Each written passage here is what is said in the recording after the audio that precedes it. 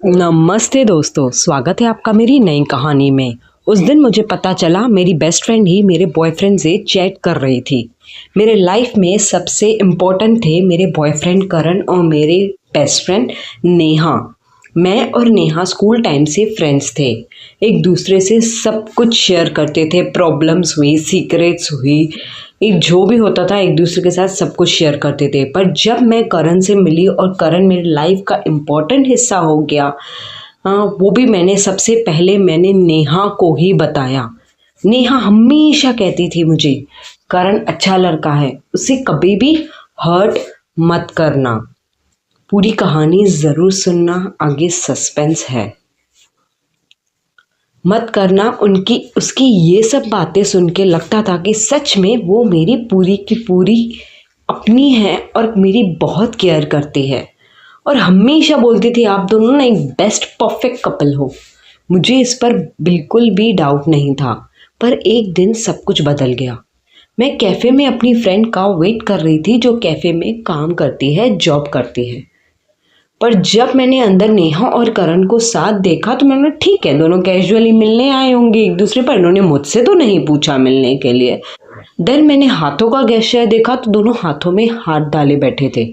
पहले मुझे लगा मेरी कोई मिसअंडरस्टैंडिंग होगी, दोनों ऐसे ही एक दूसरे से मिलने आए होंगे। फिर मेरी फ्रेंड आई, उसने बोला क्या हुआ, इतनी शॉक्ड क्यों लग रही हो। मैंने सब बताया। उसने बोला ये दोनों तो रोज आते हैं, मैं भी यहाँ इन दोनों को देखती हूँ, मतलब ये दोनों सीक्रेटली मिलते हैं। मेरे पीछे तभी ही मेरी आंखों में आंसू आ गए। मैंने उससे कुछ भी बात नहीं की।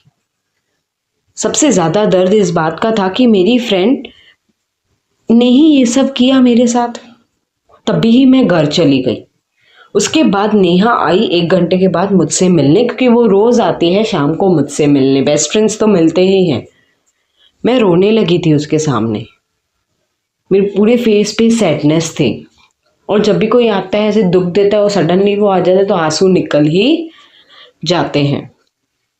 मेरे आंसू निकल पड़े उसके सामने।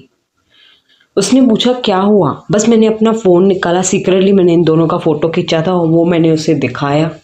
कुछ सेकंड्स के लिए पूरी रूम में खामोशी हो गई। उस मोमेंट पे मुझे समझ आ गया कि कभी कभी लाइफ में सबसे बड़ा धोखा दूसरे नहीं, स्ट्रेंजर्स नहीं, अपने ही देते हैं। और उस दिन से मैंने दोनों को अपनी लाइफ से निकाल दिया। कभी भी बात नहीं हुई, कभी भी हम मिले नहीं हैं। कहानी अच्छी लगी हो तो लाइक शेयर एंड सब्सक्राइब ज़रूर कर देना।